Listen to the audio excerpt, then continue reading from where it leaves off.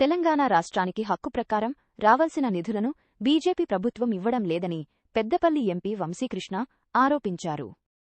రామగుండానికి రావాల్సిన ESI హాస్పిటల్ను final స్టేజ్లో నిలిపివేసిన బీజేపీ ప్రభుత్వం అమరావతికి 5 లక్షల కోట్లు నిధులను కేటాయించిందని విమర్శించారు. మన రాష్ట్రానికి ఎన్ని నిధులు కేటాయించారని పార్లమెంట్లో సూటిగా ప్రశ్నించినట్లు వెల్లడించారు. వర్ధంతి వేడుకలు జరిగినాయి. దాంట్లో మీరు ఎక్కడ కనబడ్డట్టు కనబడలేదు. ఢిల్లీలో ఉండే బ్రదర్, ఈ రోజు కూడా ఈవినింగ్ వెళ్ళిపోయి మళ్ళీ ఢిల్లీకి పోతున్నాయి. ఎందుకంటే డిలిమిటేషన్ బిల్ ఉన్నది. ఇట్లాంటి న్యూస్ జస్ట్ మేబీ వాళ్ళు అటెన్షన్ కోసం చెప్తుండ్రేమో, సీరియస్గా తీసుకోవాలి. అవును, రిప్రజెంటేషన్స్ వచ్చినాయి. నేను మంత్రి గారితో కూడా మాట్లాడడం జరిగింది.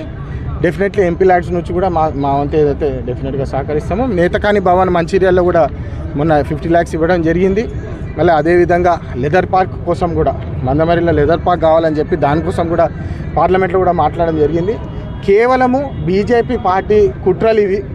మనకు హక్కు ప్రకారం రావాల్సిన నిధులు కూడా వారు జస్ట్ ఆపు పెడుతున్నారు.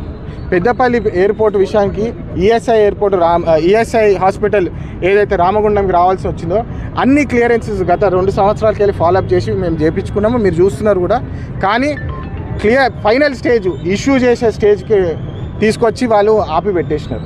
ఎందుకు సార్ ఇట్లా అన్యాయం చేస్తున్నారంటే, లేలే అమరావతికి మేము అది చేస్తున్నాం అని చెప్పి 5 లక్షల కోట్ల రూపాయలు అమరావతికి కేటాయిస్తున్నారు, కానీ తెలంగాణకి ఎంత ఇచ్చినారని చెప్పి పార్లమెంట్లో కూడా నేను సూటిగా అడిగాను.